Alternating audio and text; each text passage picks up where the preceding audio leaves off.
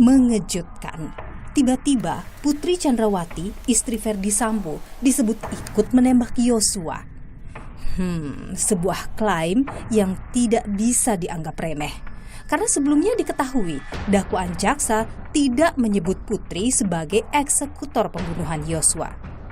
Lalu, mengapa sampai keluar pernyataan itu? Mampukah Putri melakukannya? Serangkaian tanda tanya yang akan saya cari jawabnya.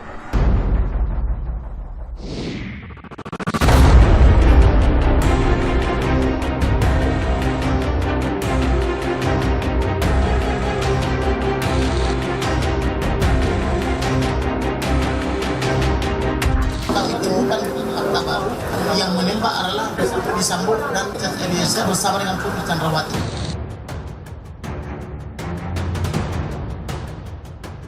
Saudara, kami mendapatkan dokumen eksklusif hasil analisis psikologi forensik Putri Chandrawati. Ada poin menarik yang kami dapatkan. Putri ini dikenal orang yang baik dan juga penyayang. Saya ingin mengaitkan ini dengan statement terakhir yang muncul dalam persidangan bahwa Putri Chandrawati ikut menembak Yosua. Anda merasa itu hal yang relevan? Segala kemungkinan saya kira bisa terjadi ya. Kekerasan yang sadis itu banyak dilakukan oleh mereka yang punya relasi yang kuat dengan korban. Apa yang mendorong seseorang bisa melakukan itu? Karena harapan yang terlalu tinggi misalnya. Anda mau mengatakan bahwa ada harapan Putri kepada Yosua yang kemudian tidak tercapai?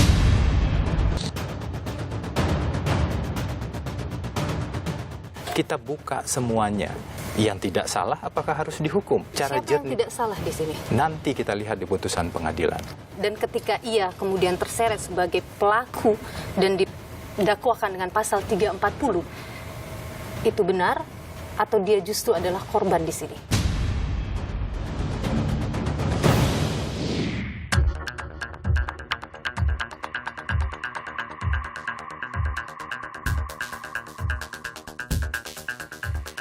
Saudara, dalam sidang terdakwa Barada Richard Eliezer, saksi Kamarudin Simanjuntak mengungkap fakta baru. Berdasar informasi yang diterima oleh pengacara keluarga Brigadir Yosua ini menyebut bahwa penembak Yosua ada 3, yakni Richard Eliezer, Ferdy Sambo, dan Putri Chandrawati. Putri Chandrawati disebut ikut menembak Yosua dengan menggunakan senjata yang diduga buatan Jerman. Kamarudin bilang pernyataan yang ia sampaikan dibenarkan Eliezer. 3.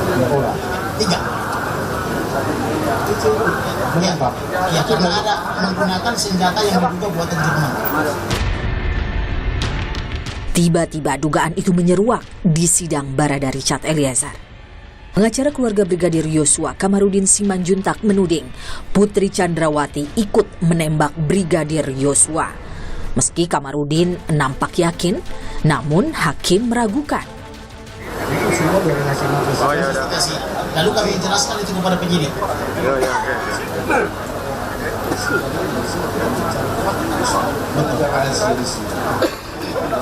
Mohon maaf yang mulia, karena kami sudah terikat perjanjian tidak boleh menyebut nama mereka.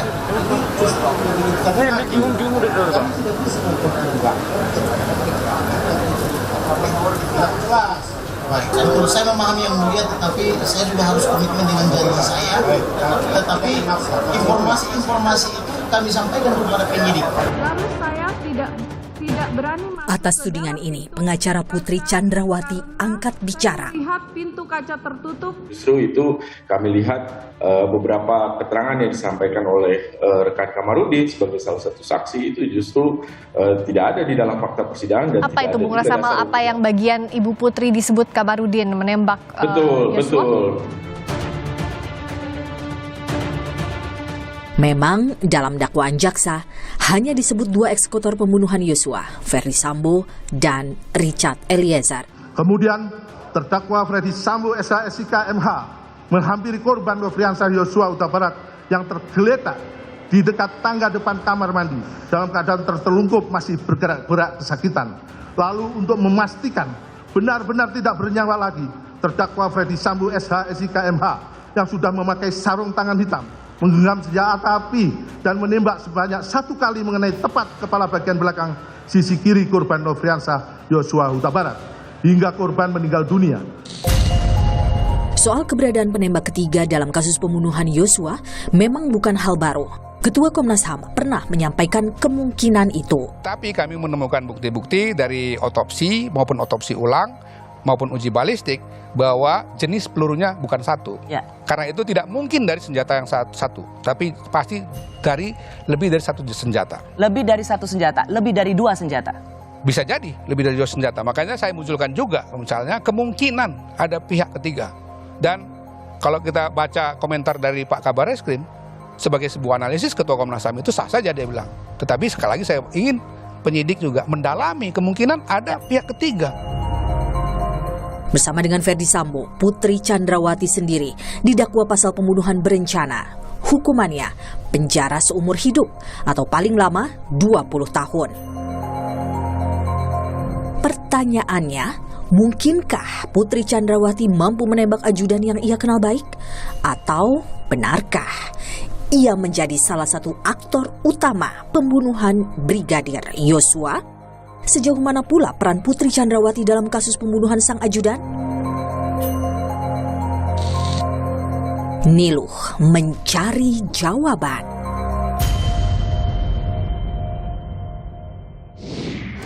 Saudara, kami mendapatkan dokumen eksklusif hasil analisis psikologi forensik Putri Chandrawati. Dalam dokumen disebutkan Putri Chandrawati memiliki karakteristik kepribadian yang konvensional dan tradisional. Putri juga patuh terhadap aturan. Sikap ini diaplikasikan dalam kehidupannya sehari-hari. Meski memiliki cukup banyak asisten rumah tangga dan berpendidikan tinggi yang memungkinkan ia memiliki karir sendiri, Putri memilih tinggal di rumah dan tak segan menjalankan peran domestik yang umum dikerjakan oleh perempuan seperti memasak dan mengurus pakaian anggota keluarga lainnya. Dalam dokumen juga termaktub hasil analisis dari para ajudan dan asisten rumah tangga di keluarga Ferdi Sambo. Di mata mereka, Putri sangatlah baik hati. Putri memperlakukan mereka layaknya keluarga sendiri hingga hubungan terasa dekat dan hangat. Namun, menurut hasil analisis, kedekatan ini memiliki kemungkinan dipersepsi secara salah oleh pihak lain. Pertanyaannya, saudara, dengan hasil analisis ini, apakah Putri Chandrawati masuk profil sebagai dalang atau aktor intelektual pembunuhan berencana? Kemudian kami temukan fakta baru bahwa yang menembak adalah Ferdi Sambo dan Richard Eliezer bersama dengan Putri Chandrawati. Bu Putri pada saat itu berada di dalam kamar.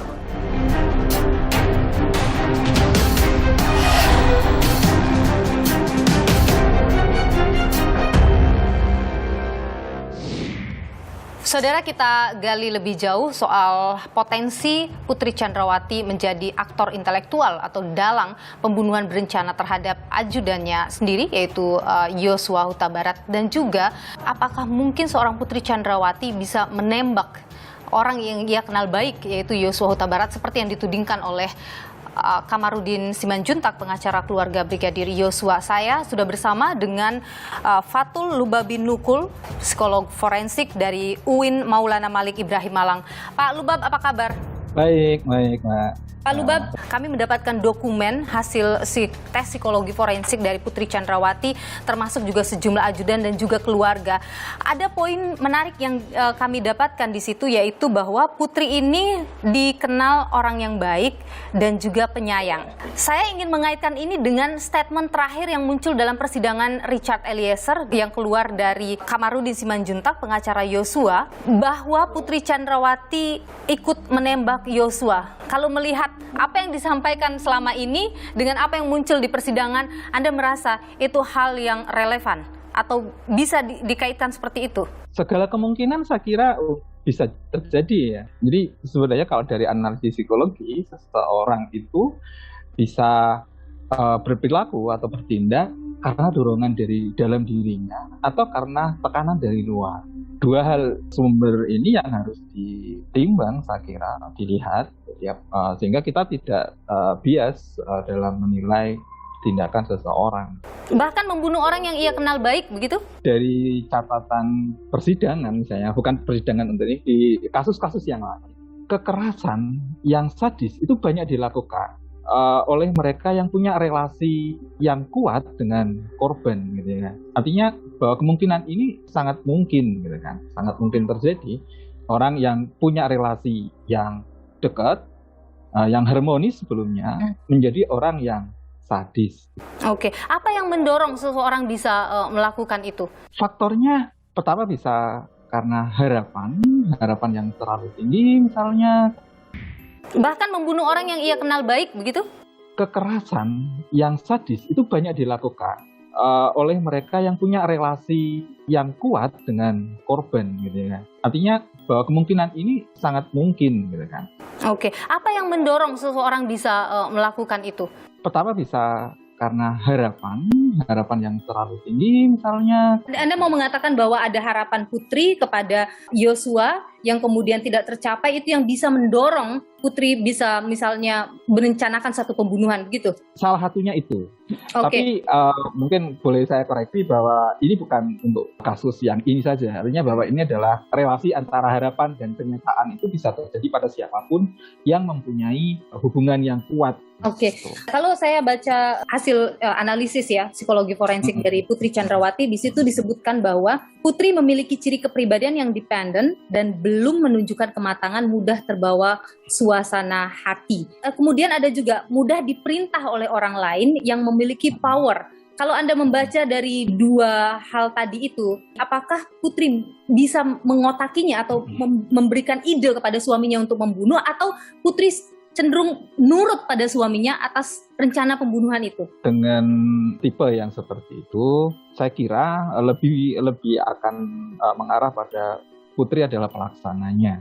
Jadi idenya mungkin dari orang lain yang lebih powerful, kemudian memerintahkan Putri ini untuk melakukan tindakan sesuai yang diinginkan oleh yang punya ide. Apalagi kemudian, jadi Ibu Putri yang dependen, Ibu Putri yang mungkin penurut, begitu kan, itu dalam relasi yang normal dia akan biasa, akan baik pada orang lain, pada semua orang, kan? Karena dia lebih bersifat pada sosial atau social oriented ya. Tapi kemudian tekanan dari luar yang keras itu akan membuat dia cenderung akan menuruti kemauan orang yang menekan itu, ya, walaupun sebenarnya pada orang-orang yang seperti ini akan bertentangan dengan norma subjektifnya. Nah, saya sebenarnya nggak setuju dengan itu. Tapi karena saya ingin diakui, saya tidak mau dimarahi, saya tetap ingin diterima, itu kemudian dia akan melakukan hal yang sedemikian itu. Oke, sepengalaman Anda, orang yang misalnya seperti Anda sebutkan tadi, ia mungkin saja Putri pada saat itu mengalami tekanan, ia tidak bisa menolak apa yang direncanakan oleh suaminya sehingga ia diam saja. Apakah orang yang seperti itu bisa bersikap biasa saja ketika satu kejahatan terjadi di depan matanya? Kita nggak tahu ya. Jadi apa yang terjadi waktu itu? Apakah tangisan, teriakan, kemudian situasi-situasi yang dramatis waktu itu mempengaruhi Bu Putri pada saat itu, kita belum tahu. Tapi secara normal bahwa manusia yang melakukan sebuah tindakan yang bertentangan dengan norma subjektifnya, saya kira akan berontak. Walaupun orang itu tetap melakukan, tapi pemberontakan personal itu akan ada.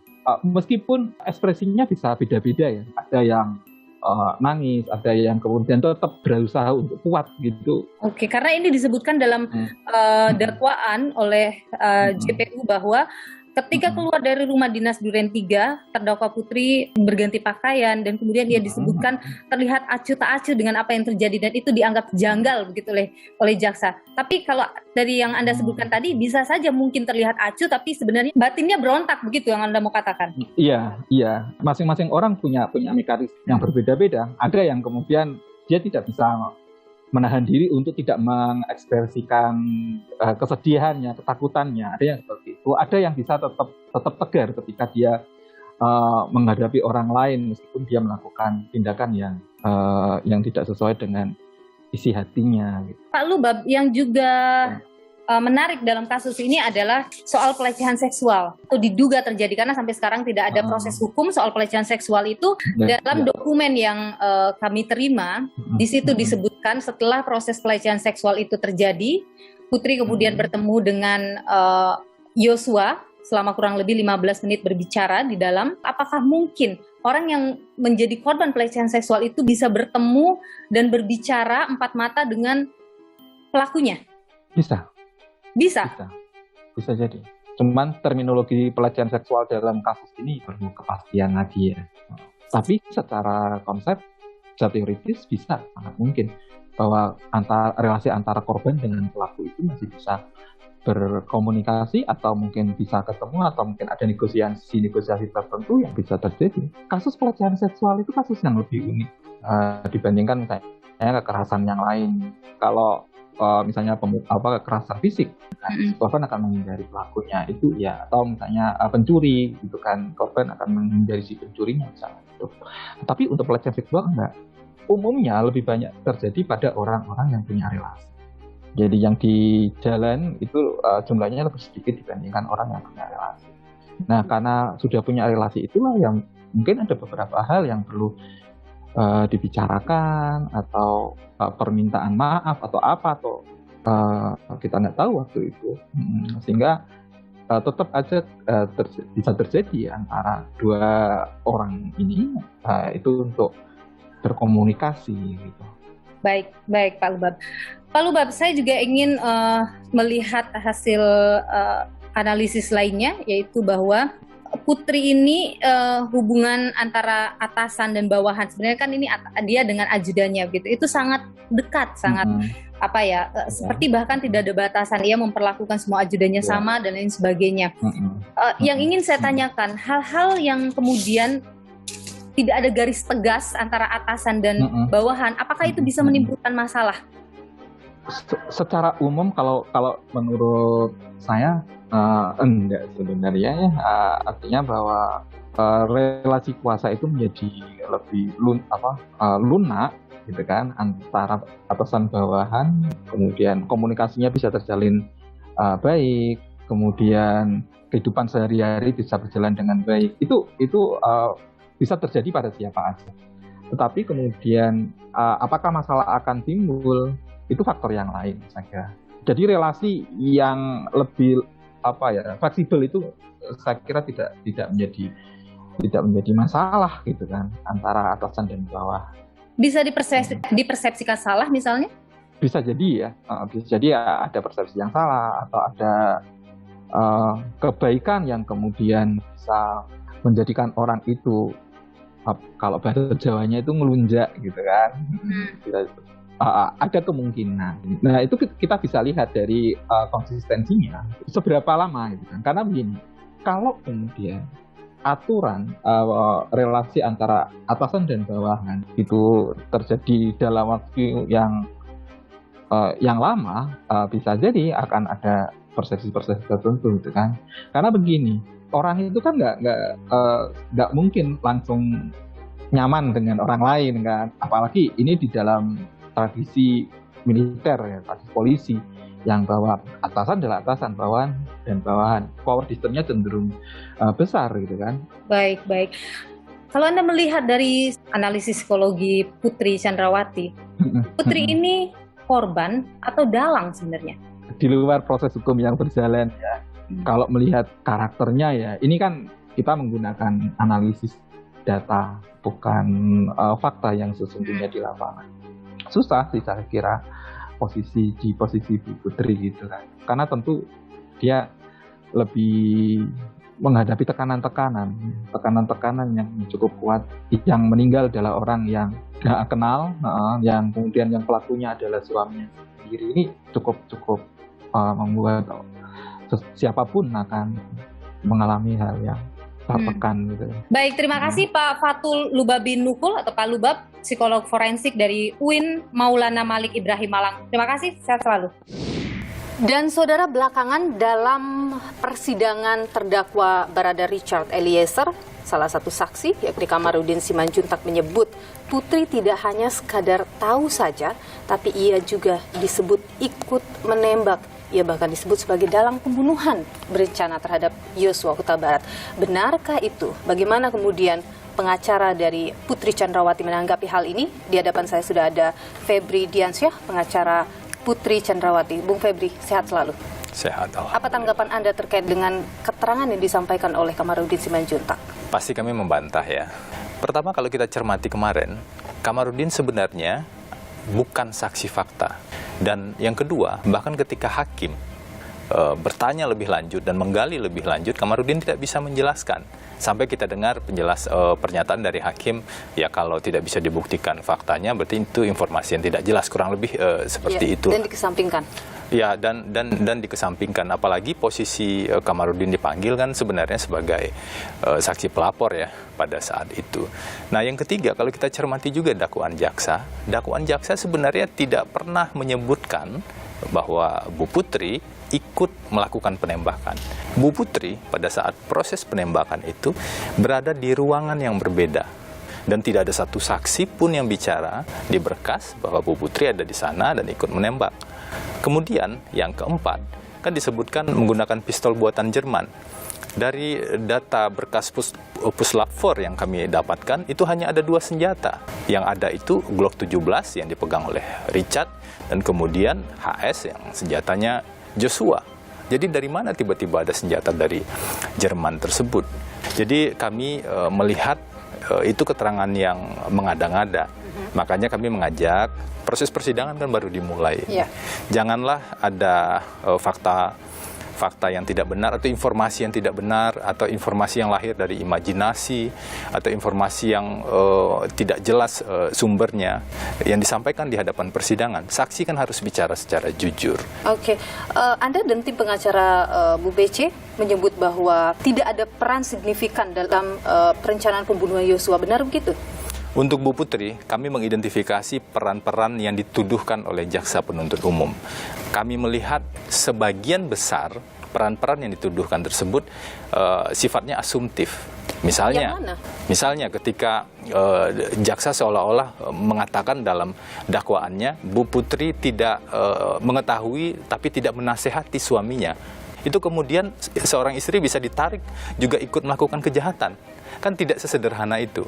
Tapi itu kan bisa kenapa tidak ada mencegah misalnya? Artinya di situ kan diasumsikan ada itikat kemudian. Itu yang saya sebut asumsi. Kenapa tidak mencegah? Padahal sebenarnya posisi Bu Putri dalam lokasi ketika dekonstruksi kan kita melihat itu Bu Putri nggak ada di sana. Bagaimana mungkin dia bisa mencegah? Setelah itu, terdakwa Richard Eliezer Pudium Lumiu yang menerima penjelasan tersebut merasa tergerak hatinya untuk turut menyatukan kehendak dengan saksi Perdi Sambo. Di saat yang sama, perkataan saksi Perdi Sambo itu juga didengar saksi Putri Chandrawati yang langsung keluar dari kamarnya menuju sofa dan duduk di samping Perdi Sambo sehingga ikut terlibat dalam pembicaraan antara saksi Perdi Sambo dan terdakwa Richard Eliezer Pudium Lumiu. Selanjutnya, saksi Perdi Sambo mengutarakan niat jahatnya dengan bertanya kepada terdakwa Eliezer Pudium Lumiu, "Berani kamu tembak Yosua?" Saya mau tanya dulu, Anda menganggap bahwa ini tidak benar apa yang didakwakan oleh jaksa ini? Sebelum saya jawab, saya mau tanya balik. Bagaimana kalau keterangan itu hanya didukung oleh satu bukti saja? Satu saksi saja. Hanya keterangan Richard Eliezer maksud Anda? Ya, yang pasti dari berkas perkara yang kami temukan hanya ada satu saksi tunggal di sana. Dan ada satu azas di dalam hukum, satu saksi bukanlah saksi. Bukan hanya hukum Indonesia itu. Itu azas yang... Meskipun dia adalah, kalau saya katakan dia adalah saksi utama karena dia yang ada dalam peristiwa penembakan itu. Bagaimana kalau disebut dia adalah pelaku? Makanya ada istilah justice kolaborator. Pelaku yang berkolaborasi. Berkolaborasi untuk apa? Untuk keadilan. Dan itu yang dilakukan oleh Eliezer. Menurut Anda? Makanya kami selalu katakan, seorang GC kita hargai, tapi seorang GC punya kewajiban. Satu, dia harus mengakui perbuatannya. Yang kedua, seorang GC harus jujur, harus konsisten. Bagaimana kalau ternyata nanti terbukti bahwa seseorang yang ingin mendapatkan GC, dia tidak konsisten keterangannya, berubah-ubah. Anda mau mengatakan bahwa karena Eliezer 4 kali mengubah keterangannya, jadi itu perlu untuk dipertimbangkan dan itu juga hal yang meragukan? Saya belum sampai ke sana mengatakan, karena kita masih lihat nanti dalam proses persidangan. Tapi poinnya adalah bahwa kita menghargai GC, namun GC itu bukan untuk menyelamatkan diri sendiri. Itu. Bung Febri, Anda juga atau tim pengacara Putri Chandrawati itu juga menyebut bahwa jaksa tidak menguraikan secara jelas peristiwa yang terjadi di Magelang yang harusnya itu jadi perhatian. Kurang lebih seperti itu yang kemudian Anda dan pengacara Putri sampaikan. Apa relevansi antara kejadian di Magelang dengan peristiwa pembunuhan yang saat ini sedang dalam persidangan? Di dakwaan itu ada beberapa fakta yang hilang. Apakah itu dihilangkan secara sengaja atau dianggap tidak relevan menurut jaksa? Mungkin jaksa yang lebih tepat menjawab itu. Satu, peristiwa di Magelang.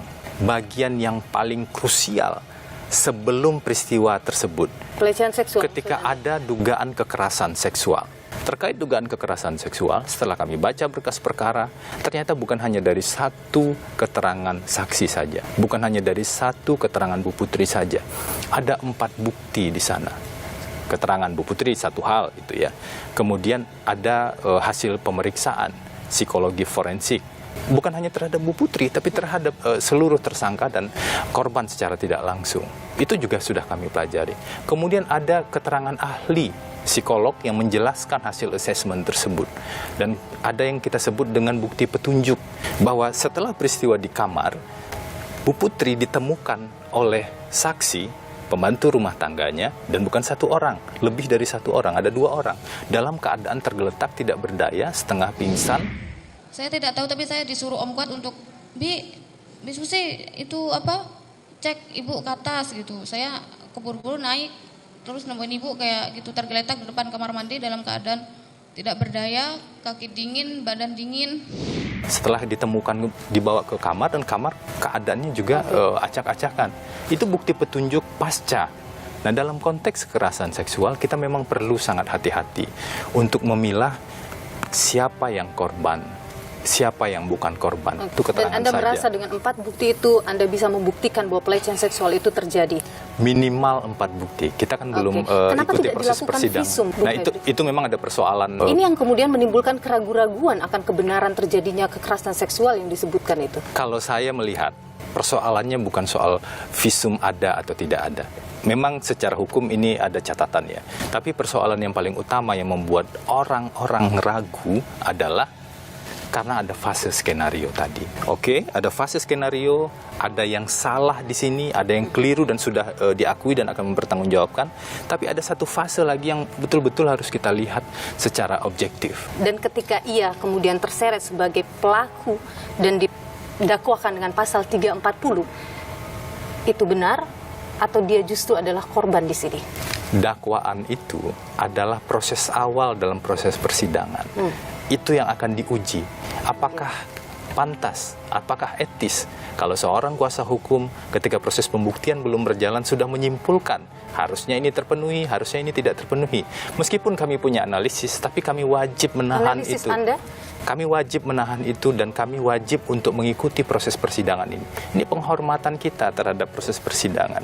Ini penghormatan kita terhadap independensi dan imparsialitas hakim. Jadi Anda sendiri ragu apakah klien Anda salah atau tidak salah dalam peristiwa Bukan ini? soal ragu, tapi proses yang harus kita lewati. Mari kita jaga dan kawal bersama-sama secara objektif. Tentu kita semua akan mengawalnya. Terima kasih Bung Febri Diansyah, pengacara Putri Chandrawati. Terima kasih. Baik, kepada saudara terdakwa, apakah saudara bagaimana terhadap keterangan saksi ini? Benar atau ada yang salah atau sebagian benar, sebagian salah? Mohon izin yang mulia, untuk keterangan dari saksi Pak Kamarudin juga benar. Sudah benar semua ya? Siap. Baik.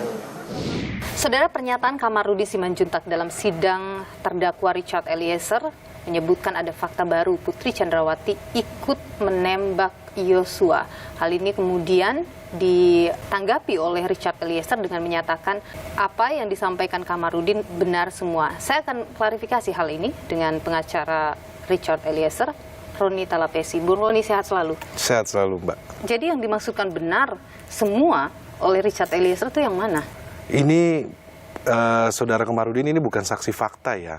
Dia hanya berdasarkan informasi-informasi yang tidak bisa dipertanggungjawabkan. Jadi kita berpatokan kepada apa yang hakim sampaikan bahwa Anda tidak bisa membuktikan kan. Ya udah kita sepakat dengan kata hakim gitu loh. Jadi yang dibenarkan kata hakimnya atau kata Kamarudinnya? Kata hakim ya. Maksudnya ya hakim menyampaikan seperti itu ya sudah. Tapi itu buat kami kan bukan berarti kami membenarkan.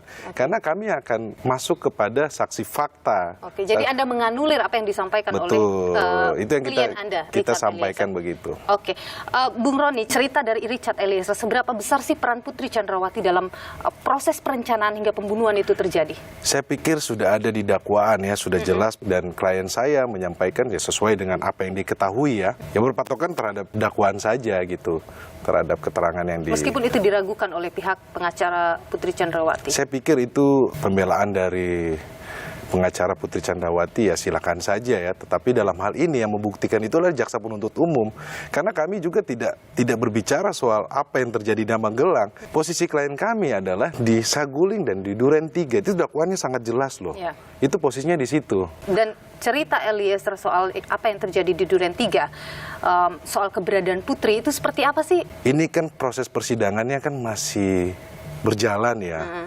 Tetapi saya sampaikan sedikit bahwa klien saya ketika nyampe, dia memegang tas dari Putri Chandrawati, mereka masuk ke dalam rumah, Putri Chandrawati masuk ke dalam kamar. Dan kemudian ketika ada pembicaraan antara Verdi Sambo dengan Richard Eliezer soal rencana pembunuhan itu, memang benar Putri Chandrawati ada di situ. Itu disampaikan oleh klien saya dan sudah ada direkonstruksi. Dan posisi Putri Chandrawati pada saat itu? Posisi yang disampaikan oleh klien saya dan di dalam rekonstruksi kalau teman-teman melihat ya, walaupun dibantah oleh Verdi Sambo dan PC, di situ kan duduk bertiga. Ada PC, ada FS dan ada RE. Maksud saya di sini adalah ada kalimat yang keluar dari Putri Chandrawati saat proses perencanaan itu. Saya pikir Mbak Nilu, ini nanti pembuktian di persidangan saja lah. Saya harus menghargai jaksa penuntut umum yang dalam hal ini akan membuktikan dakwaan mereka. Karena dari pihak pengacara Putri Chandrawati ini juga meragukan keterangan dari Richard Eliezer. Apalagi Richard Eliezer sudah mengubah keterangannya sebanyak 4 kali. Dan itu pertanyaan saya, keraguan. FS merubah BAP berapa kali? KM merubah BAP berapa kali? Dan itu menurut Anda hal yang biasa saja? Ya dalam hal ini, kalau klien saya konsisten berkata jujur. Perlu publik ingat ya, kalau tidak ada Richard Eliezer tidak terbuka nih kasus. Jadi apalagi yang mau diragukan kejujurannya dia?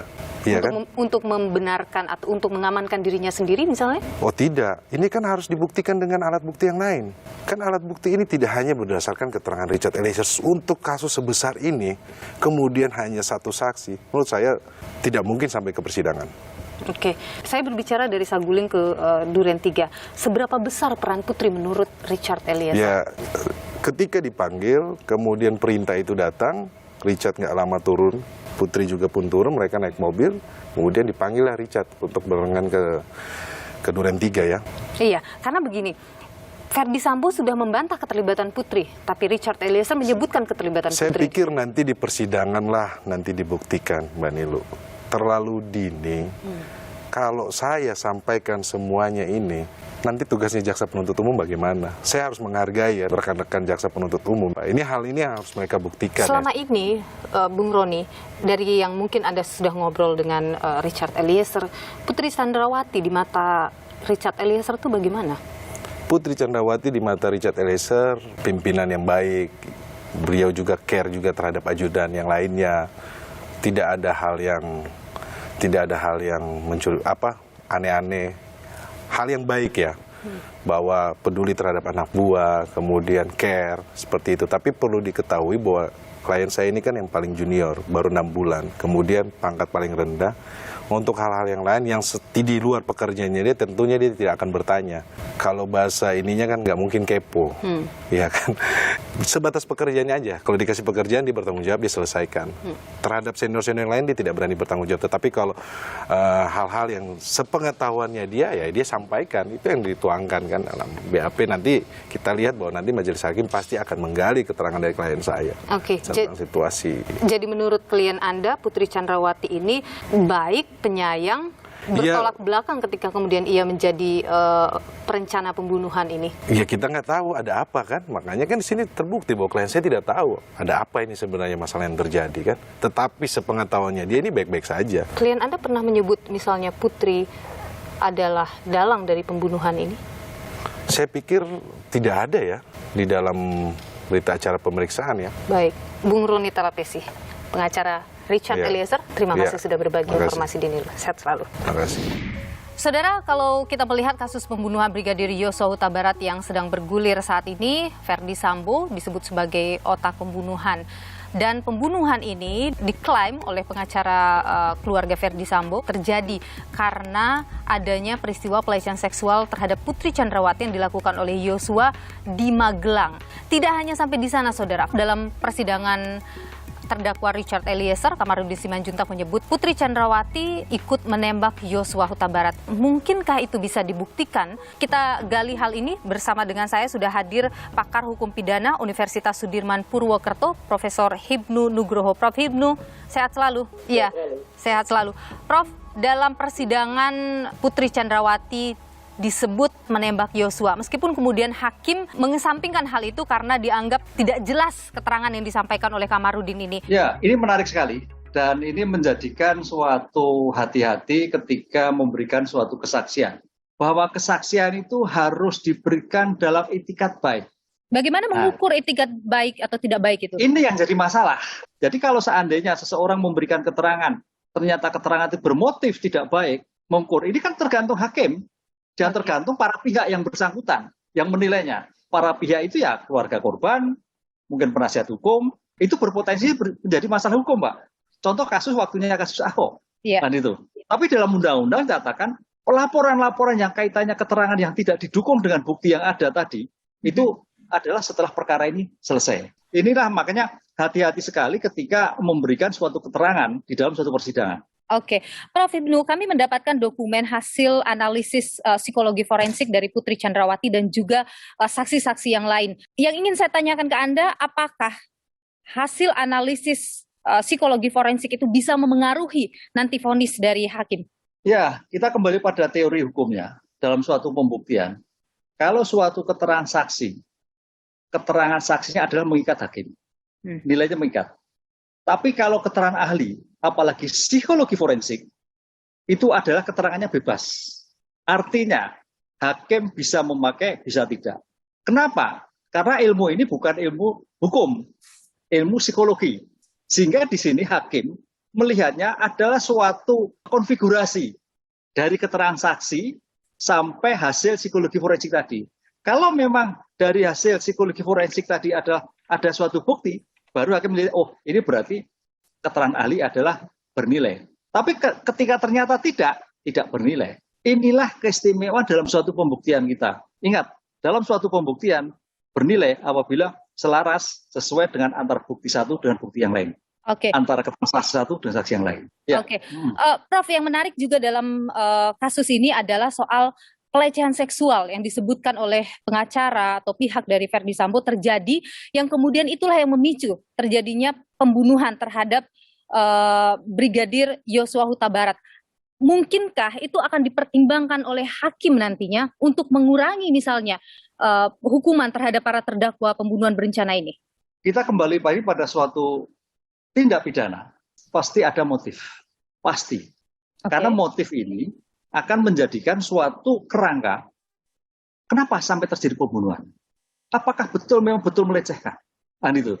Kalau memang sebagai betul melecehkan, kaitannya dengan merusak harga diri, dan itu betul, itu akan mengurangkan.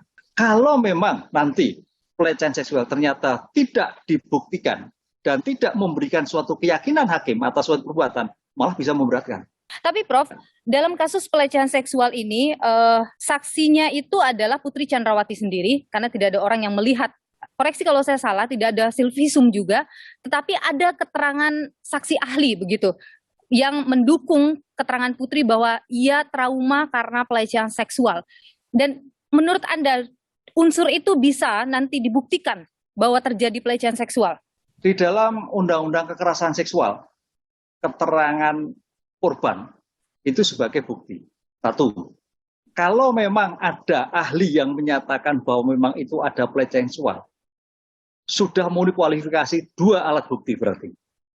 Itu 2 alat bukti. Sehingga dari 2 alat bukti antara keterangan dari korban dan didukung alat bukti yang ada, itu sekarang pertanyaannya hakim yakin atau tidak? Karena dalam pembuktian kita itu menganut negatif weight. Weight itu memastikan 2 alat bukti, negatif keyakinan. Artinya nanti hakim menguji, oh ini ada pelecehan seksual, oh ini tidak. Itu kompetensi pada ranah hakim majelis untuk keyakinan antara keadaan keterangan si korban dan bukti pelecehan yang dimaksud. Dan Prof, kalau misalnya Anda melihat kesaksian-kesaksian, kemudian juga melihat eksepsi dari para terdakwa, Anda melihat ada hal yang mungkin akan bisa meringankan Putri Chandrawati dari pasal 340, pembunuhan berencana itu? Ya, hal yang meringankan begini, seorang ibu ya harus menunjukkan ketidakmampuan menghalangi. Sehingga kalau ada ketidakmampuan untuk menghalangi, ketidakmampuan untuk mencegah dan sebagainya, itu saya kira bisa hal yang suatu bisa mengurangi. Termasuk diantaranya adanya kemauan untuk memperlihatkan motif kenapa sampai terjadi kejahatan seperti itu. Baik, Profesor Hibnu Nugroho, pakar hukum pidana Universitas Sudirman Purwokerto, terima kasih sudah berbagi informasi di program Niluh. Sehat selalu, Prof.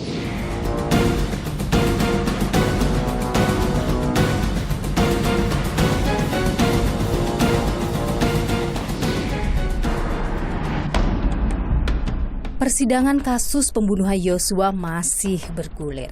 Saksi-saksi dihadirkan, fakta-fakta diungkapkan. Ada yang mengejutkan, ada pula yang masih jadi teka-teki, butuh dicari bukti. Tapi apapun itu, harus dijaga kesakralan persidangan. Tampilkan semua dengan kejujuran.